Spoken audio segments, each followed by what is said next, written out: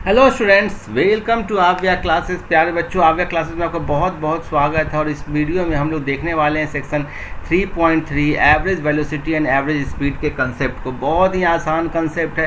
देखो, एवरेज कैसे निकालते हो आप लोगों ने देखा होगा। यदि जो कोई एक स्कूल के एक किसी क्लास के बच्चों का एवरेज निकालने के लिए बोलते हैं, सो बोलते हैं कि अलग अलग बच्चों की हाइट अलग अलग है और हर स्टूडेंट्स की हाइट के लिए आप क्या करते हो, एवरेज हाइट निकालने के लिए आप क्या करते हो, हर एक स्टूडेंट की हाइट को आप जोड़ देते हो। लाइक यदि हाइट यदि H1, H2, H3 और H4 हो, 4 बच्चे हो और उसको डिवाइड कर देते हो नंबर ऑफ बच्चों से। क्लियर है? नंबर ऑफ स्टूडेंट से डिवाइड कर देते हो तो एवरेज हाइट निकलता है। और एवरेज हाइट दिखाने के लिए उसके ऊपर एक आप लाइन का सिंबल दे देते हो। सो सेम यही कंसेप्ट को यहाँ पर किया जाना है। ठीक है, आपको निकालना है एवरेज वेलोसिटी। सो ये बताता है कि आपको किस फास्ट से पोजीशन वेक्टर चेंज हो रहा है। लाइक जैसे कि एवरेज हाइट यहाँ पर बताया कि क्लास के बच्चों का एवरेज कितना हाइट है, उसी हिसाब से ये आपको बताता है एवरेज वेलोसिटी। वेलोसिटी है तो ये एक वेक्टर क्वांटिटी भी होगा। सो ये आपको बताता है कि how fast the position changing with time and which direction. Clear है? सो आप कैसे इसको डिफाइन करते हो? इसको डिफाइन करते हो चेंज इन पोजीशन और डिस्प्लेसमेंट, ठीक है, divided by time interval delta t. Means कि delta x by delta t, जहाँ डेल्टा एक्स क्या है, चेंज इन पोजीशन और डिस्प्लेसमेंट। सपोज करो कि ये मेरा रेफरेंस पॉइंट O है, कोई ऑब्जेक्ट यहाँ पर पॉइंट P पर है जिसका पोजीशन वेक्टर कितना है, x1 है एट टाइम t1 पे।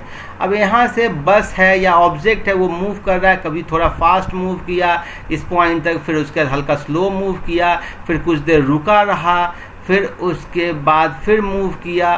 तो ऐसे करते करते ये पॉइंट Q तक पहुंचा एट टाइम t2 पर और इस बीच में जो पोजीशन वेक्टर है इस पॉइंट Q का वो है x2। सो क्लियर है? सो इसका आपसे पूछा जाए कि एवरेज ये कितने देर में आया, सो इस या फिर एवरेज वेलोसिटी क्या है, तो आप कैसे निकालोगे? चेंज इन पोजीशन वेक्टर और displacement. So change in position vector को ही आप बोलते हो डिस्प्लेसमेंट के इक्वल। ठीक है, चेंज आप लोगों ने डिस्प्लेसमेंट का पिछले वीडियो में देखा था कि डिस्प्लेसमेंट होता है चेंज इन पोजीशन वेक्टर, और ये हो जाएगा आपको x2 माइनस x1, जिसको हम लोग डेल्टा x से भी डिनोट करते हैं। So clearly change in position vector और डिस्प्लेसमेंट डिवाइडेड बाय टाइम, यही हो गया आपको एवरेज वेलोसिटी। ये किसी पर्टिकुलर इंस्टेंट पे वेलोसिटी नहीं बता रहा है, ये बता रहा है कि पूरे जर्नी में, पूरे मोशन में, पूरे टाइम इंटरवल में जो हम लोग देख रहे हैं उसमें उसका एवरेज वेलोसिटी क्या रहा। ठीक है, सो आई थिंक यही सारी बातें होगी। और इसको डिनोट कैसे करते हैं? यदि एवरेज है ना तो उसके ऊपर में एक लाइन दे देंगे, ये आपको एवरेज दिखाता है। और चूंकि वेलोसिटी है तो ये चेंज इन डिस्प्लेसमेंट होगा। इसका यूनिट क्या होगा? सो सिंपल, ये जैसे जो वेलोसिटी का यूनिट होता है तो मीटर पर सेकेंड होगा। डायमेंशन क्या होगा? LT-1 होगा। इसको कभी कभी आप किलोमीटर पर आवर से भी डिनोट करते हैं। और किलोमीटर पर आवर को मीटर पर सेकेंड में कैसे चेंज करते हैं? सो किलोमीटर पर आवर को मीटर पर सेकेंड में चेंज करने के लिए इसको 5/18 से मल्टीप्लाई कर देते हैं। क्लियर है? Like displacement, average velocity is also a vector quantity, but as explained earlier, हम लोगों ने vector quantity है ये, लेकिन हम लोग पहले जान चुके हैं कि वन डायमेंशनल मोशन में हम लोग डायरेक्शन नहीं देखते हैं। हम लोग वन डायमेंशनल मोशन में देखते हैं कि पॉजिटिव है या निगेटिव साइन है। लाइक यदि मान लेते हैं ये आपको ओरिजिन है, रेफरेंस पॉइंट है, और रेफरेंस पॉइंट से यदि दूर जा रहा है, यदि ये डायरेक्शन को हम लोग मान लेते हैं पॉजिटिव, तो इस डायरेक्शन में जा रहा है तो हम लोग बोलेंगे कि एवरेज वेलोसिटी क्या है? पॉजिटिव है। क्यों? क्योंकि डिस्प्लेसमेंट पॉजिटिव होगा। डिस्प्लेसमेंट क्या होगा? पॉजिटिव होगा। मीन्स कि यदि ये 0 है, यहाँ पर ये 120 था, 360 था, मीन्स कि यदि इस डायरेक्शन में जा रहा है तो पहला जो इनिशियल पोजीशन वेक्टर यहाँ पर है और फाइनल पोजीशन वेक्टर यहाँ पर है। सो क्लियरली जो पोजीशन वेक्टर क्या है वो आपको पॉजिटिव, वो चेंज इन पोजीशन वेक्टर क्या हुआ? पॉजिटिव हुआ, या डिस्प्लेसमेंट पॉजिटिव हुआ। लेकिन यदि सपोज करो कि इनिशियली यहाँ पर है, ठीक है, O है आपको रेफरेंस पॉइंट, और इनिशियली ये है x1 यहाँ है, और फाइनली ये मूव हो करके यहाँ पर आया। ठीक है, सो ये हो गया आपको x2। सो x2 माइनस x1 क्या हो गया, निगेटिव साइन के साथ हो जाएगा। तो डिस्प्लेसमेंट क्या हो गया, निगेटिव, तो एवरेज वेलोसिटी निगेटिव। तो ये क्लियर दिखा रहा है कि ऑब्जेक्ट ना जो आपने डायरेक्शन निगेटिव लिया है उसकी तरफ आ रहा है या रेफरेंस पॉइंट की तरफ आ रहा है। क्लियर है। अब देखो एवरेज वेलोसिटी को यहाँ पर पोजीशन टाइम ग्राफ में जो दिखाया है वो बहुत अच्छे वे में दिखाया है। ये सपोज करो कि मेरा पोजीशन टाइम ग्राफ है, ठीक है, ये पोजीशन टाइम ग्राफ है। सो ये आपको time t is equal to x axis पर आपको क्या है, टाइम है, और y एक्सिस पर उस ऑब्जेक्ट का पोजीशन है, इसलिए इसका नाम पड़ा position time graph. X axis पर क्या है, टाइम है, y एक्सिस पर पोजीशन है। तो time t is equal to 1 second पर इसका पोजीशन 0 है, time t is equal to 2 second पर इसका पोजीशन ये है, 3 सेकेंड पर इसका पोजीशन ये है, ठीक है, 4 सेकेंड पर इसका पोजीशन ये है, 5 सेकेंड पर इस ऑब्जेक्ट का पोजीशन क्या है, 10 मीटर है। ये डिस्टेंस मत समझना, ये डिस्टेंस समझना, मीन्स कि यहाँ ओरिजिन से t is equal to 1 second पर डिस्टेंस इतना है, 2 सेकेंड पर वो यहाँ पर आया, 3 सेकेंड पर यहाँ पर आया, 4 सेकेंड पर ज़्यादा डिस्टेंस आया तो यहाँ पर आया। सो ये जो है ना, ये डिस्टेंस, यही आपको ये वाला लाइन है, ठीक है, और ये t is equal to 1 2। So y axis पर इसका पोजीशन दिया गया है। अब आपसे पूछेगा कि पोजीशन टाइम ग्राफ पे एवरेज वेलोसिटी क्या है, तो इसको मैं आपको दूसरे पेज में अच्छे से समझाता हूँ। सो आप देखो ये आपको पोजीशन टाइम ग्राफ है, मीन्स कि ये y एक्सिस पर पार्टिकल का पोजीशन है क्रॉसपॉन्डिंग टाइम पर, ठीक है। सो सपोज करो कि ये पॉइंट P1 है और ये पॉइंट P2 है। इस पॉइंट P1 और P2 के बीच में आपको एवरेज वेलोसिटी निकालना है। सो आप देखो कि इस पॉइंट टाइम, ये जो टाइम है ना, ये आपको टाइम t2 टाइम है, ये टाइम आपको t1 टाइम है, और t1 टाइम पर इसका पोजीशन आपको x1 डिस्टेंस है और रेफरेंस पॉइंट से, और t2 टाइम पर इसका जो पोजीशन है वो x2 है। तो एवरेज वेलोसिटी आपने बोला x2 माइनस x1, मीन्स कि ये डिस्टेंस डिवाइडेड बाय ये time t2 minus t1। Clear है, समझ गए। लेकिन अब देखो कि यदि हर एक पॉइंट पर आप स्लोप ड्रॉ करोगे ना, तो यहाँ पर वेलोसिटी के लिए आप स्लोप ड्रॉ किए, यहाँ पर स्लोप ड्रॉ करोगे तो ये एंगल जो थीटा है वो आपको वेलोसिटी दिखाएगा।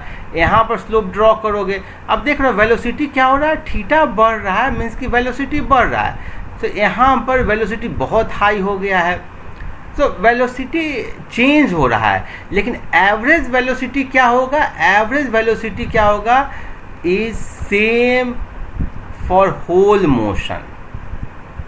पूरे मोशन के लिए ये सेम रहेगा, ये चेंज नहीं होगा।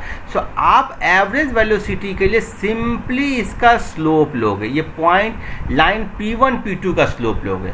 ऑल्दो इस कर्व में यदि इस पॉइंट पर स्लोप लोगे तो इस पॉइंट पर वेलोसिटी दिखाएगा, इस पॉइंट पर स्लोप लोगे तो इस पॉइंट पर वेलोसिटी दिखाएगा, इस पॉइंट पर स्लोप लोगे तो इस पॉइंट पर वेलोसिटी दिखाएगा। लेकिन आपको एवरेज निकालना हो ना, तो एक जिस दो पॉइंट के बीच में निकालना हो, उस पॉइंट के बीच में लाइन ड्रॉ करो और फिर आप स्लोप निकालो, ठीक है। स्लोप निकालने का मतलब क्या हो गया, स्लोप निकालने का मतलब ये हो गया, ये हो गया चेंज हो गया, ये हो गया चेंज x2 माइनस x1, और ये चेंज हो गया t2 माइनस t1।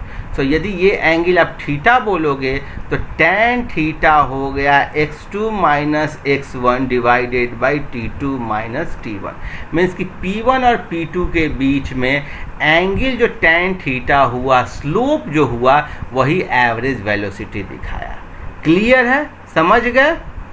सो वही चीज़ यहाँ पर लिखा गया है, the average velocity is the slope of line P1 P2। Clear है। सो इस चीज़ को मैं अच्छे से आपको समझा दिया हूँ। देखो ये लिखा गया, consider the motion of car, the portion of x t graph between t is equal to 0 second 8 second is shown, ठीक है। अब क्या पूछ रहा है कि एवरेज वेलोसिटी आपको 5 सेकेंड और 7 सेकेंड के बीच में पूछा गया था, तो 5 सेकेंड और 7 सेकेंड के बीच में जो डिस्प्लेसमेंट था ना, वो निकाल लिया गया। सो 7 सेकेंड के बीच के समय इसका जो पोजीशन था वो था 27.4, देखो यहाँ पर 27.4 था, ठीक है, और 5 सेकेंड पर था इसका 10, सो 27.4 माइनस 10 डिवाइडेड बाई 7 माइनस 5, सो ये आ गया. So geometrically this is the slope of a straight line P1 P2 connecting the initial position P1 to the final position P2. हर एक पॉइंट पर देखोगे ना तो स्लोप डिफरेंट होगा और वो उस पॉइंट का वेलोसिटी दिखाएगा, लेकिन एवरेज वेलोसिटी के लिए उन दोनों कनेक्टिंग लाइन का स्लोप निकालना है. अब देखो कि एवरेज वेलोसिटी पॉजिटिव भी हो सकता है, इसको हम लोग देख चुके हैं, ठीक है, पिछले वीडियो में. ये निगेटिव के लिए देखो यहाँ पर क्या है, स्लोप जो है ना, यहाँ पर स्लोप आपको देखो, ये जो आप स्लोप कितना है, थीटा ग्रेटर देन 90 डिग्री है. टेन थीटा आपको क्या होगा, निगेटिव. Velocity negative. इसका मतलब क्या हो गया कि t इज इक्वल टू 0 पर इसका पोजीशन दूर था, और जैसे जैसे t बढ़ रहा है पोजीशन रेफरेंस पॉइंट के पास आ रहा है.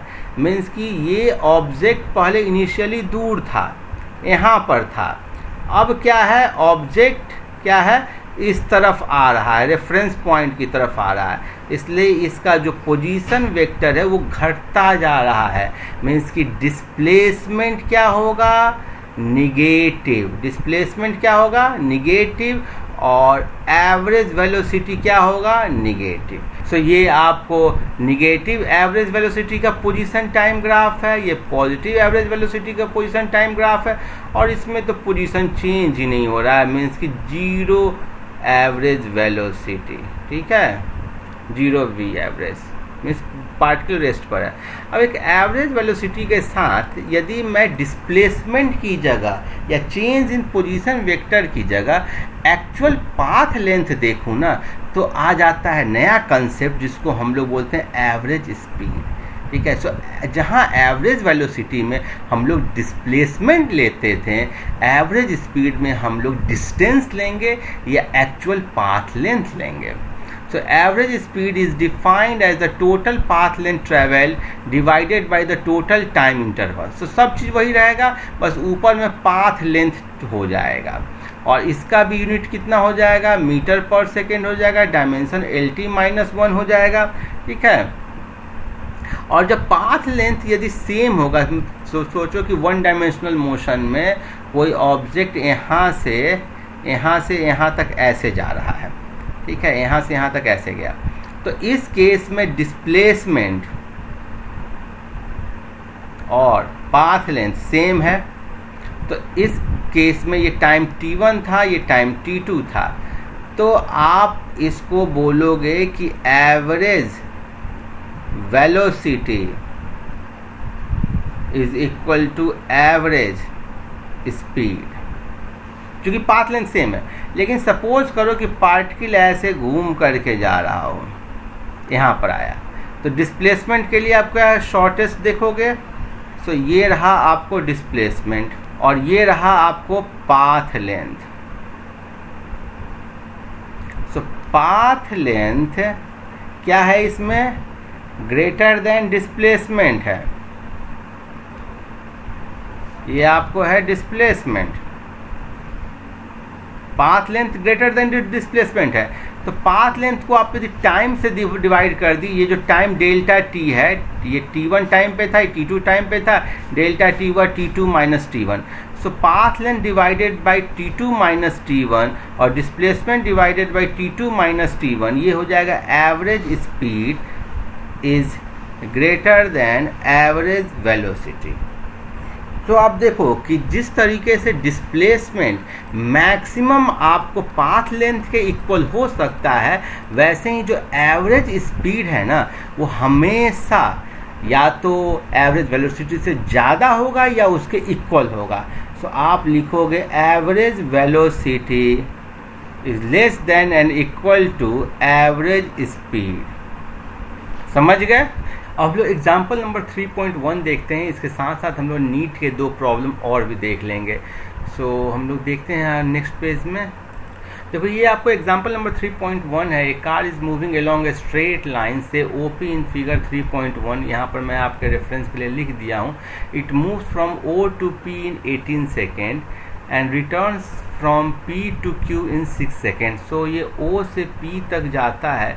ये पॉइंट कार जो है ना O से P तक गया कितना सेकेंड में, 18 सेकेंड में। और यहाँ से फिर ये आता है P से Q तक 6 सेकेंड में। तो आपसे पूछ रहा है ए में what is the average velocity and average speed of the car from O to P। सो O टू P तक में आपको एवरेज वेलोसिटी और एवरेज स्पीड निकालना है। सो एवरेज वेलोसिटी होता है, average velocity is equal to total displacement by total time. So हम लोग O से P तक का मोशन कंसीडर कर रहे हैं। सो P तक में डिस्प्लेसमेंट है 360 और टाइम कितना लगा है 18। सो ये हो गया 20 मीटर पर सेकेंड। हम लोग यदि एवरेज स्पीड की बात करें तो एवरेज स्पीड फिर कितना होगा, टोटल पाथ लेंथ भी इतना ही है, ठीक है, स्पीड और पाथ लेंथ दोनों इक्वल है। तो ये भी हो जाएगा 360 बाई 18 दैट इज़ 20 मीटर पर सेकेंड। अब बी पार्ट देखो, बी पार्ट बोल रहा है, मैं यहाँ बना देता हूँ, बी पार्ट बोल रहा है फ्रॉम O टू P, मतलब O से P तक का मोशन कंसीडर करना है and back to Q means कि ये पूरा मोशन O से P and back to Q तक कंसीडर करना है। तो पहले हम लोग निकालेंगे एवरेज वेलोसिटी। तो एवरेज वेलोसिटी हो जाएगा डिस्प्लेसमेंट बाय टाइम।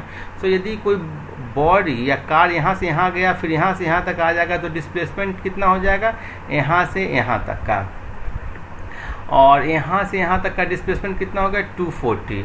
सो 240 हो गया डिस्प्लेसमेंट और टाइम कितना हो गया 18 second plus 6 second that is 24 second. This 240 by 24 that is हो गया 10 मीटर पर सेकेंड। और यदि मैं एवरेज स्पीड के बारे में बात करूं तो एवरेज स्पीड होता है total path length by total time.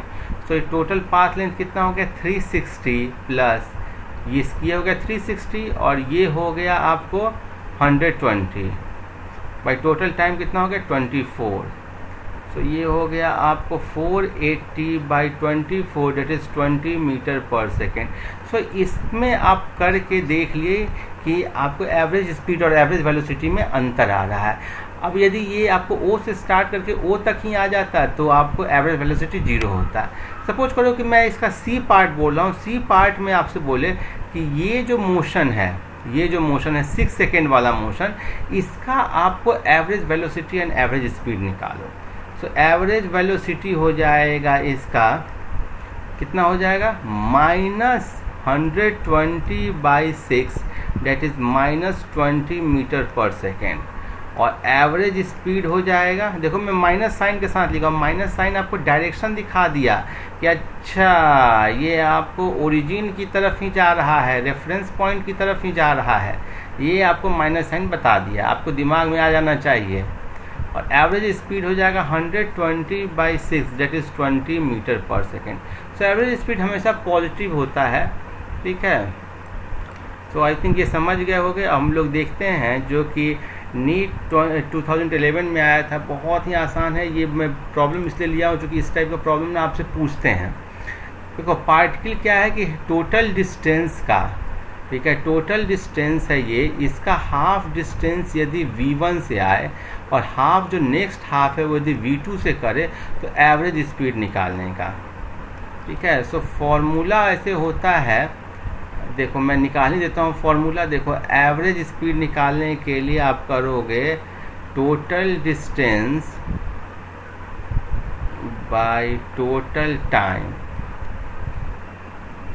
So distance कितना हो जाएगा, ये डिस्टेंस है d/2, यदि टोटल डिस्टेंस d मान लोगे तो d/2 और d/2 हो जाएगा। सो d/2 t/2 plus d/2 total distance हो गया, मीन्स कि d हो गया, बेसिकली d हो गया। d divided by total time कितना होगा, टाइम होगा distance by speed. So d/2 by v1 plus d/2 by v2। सो ये हो गया d divided by d/2 v1 plus d/2 v2। So d से d कैंसिल आउट हो गया, सो ऊपर हो गया 1 divided by 1/2 v1 plus 1/2 v2। अब इसको एलसीएम ले लो, तो 1 डिवाइडेड बाई ये हो जाएगा एलसीएम 2v1 v2 और ये हो जाएगा v2 प्लस v1। अब ये नीचे से ऊपर आ जाएगा, सो ये हो गया 2v1 v2 divided by v1 plus v2। देखो ये बहुत स्टैंडर्ड फार्मूला है एवरेज स्पीड या एवरेज वेलोसिटी का, आप इसको रट लो, बिल्कुल याद कर लो। कभी कभी ऐसे ही पूछता है कि ये यहाँ से यहाँ तक v1 स्पीड से गया और यहाँ से यहाँ तक ही v2 से आ गया, तो आपसे पूछेगा कि एवरेज स्पीड निकालने के लिए, तो उसके लिए फॉर्मूला यही कर दोगे 2v1v2 divided by v1 plus v2। Clear है।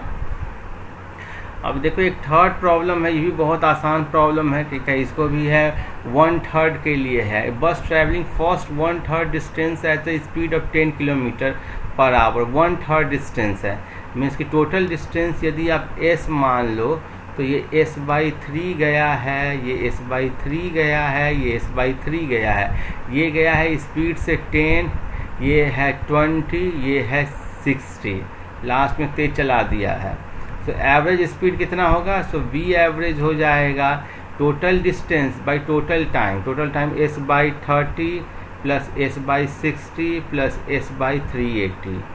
टोटल टाइम के लिए स्पीड बाई डिस्टेंस कर दिए, सो s/3 डिवाइडेड बाई 10 हो गया s/30, और ऐसे ही करके तो ये हो जाएगा आपको, ये इसका एलसीएम ले लो।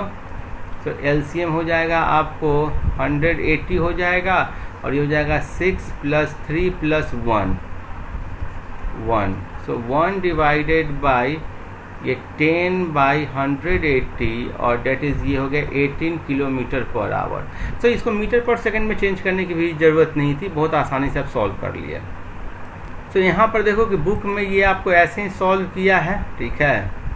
देखो ये बोला है कि फर्स्ट केस में the average speed is equal to the magnitude of average velocity, ठीक है। और देखो सेकेंड में क्या है, the average speed is not equal to the magnitude of average velocity. क्यों? Because motion here involves change in direction. तो यहाँ से यहाँ तक गया तब तो एवरेज स्पीड और एवरेज वेलोसिटी सेम रहा, लेकिन यहाँ से जब यहाँ तक आ गया ना, तो पूरा मोशन को जब कंसीडर किए तो आपको एवरेज स्पीड और एवरेज वेलोसिटी अलग अलग होगा, क्योंकि चेंज इन डायरेक्शन हो गया। चेंज इन डायरेक्शन जब भी होगा तो path length always greater than the magnitude of displacement. ये ध्यान देखना, चेंज ऑफ डायरेक्शन हुआ तो दोनों आपको डिस्प्लेसमेंट और पाथ लेंथ दोनों अलग अलग हो जाएगा। This shows that speed is in general greater than the magnitude of the velocity, ठीक है। अब यदि यही बोल रहा है कि O से P तक गया और P से फिर लौट करके यहाँ पर आ गया, तो क्या हो जाएगा? एवरेज स्पीड तो आपको 20 मीटर पर सेकेंड ही रहेगा, लेकिन एवरेज वेलोसिटी कितना हो जाएगा? डिस्प्लेसमेंट 0 हो गया, डिस्प्लेसमेंट हो गया 0, तो एवरेज वेलोसिटी भी हो गया आपको 0, ठीक है। सो आई थिंक यही सारी बातें लिखी गई थी। हम लोग अगले वीडियो में देखेंगे instantaneous velocity and instantaneous speed को। किसी भी तरह का छोटा से छोटा डाउट हो तो मुझसे कमेंट करके पूछिए। Keep watching, happy learning, thank you.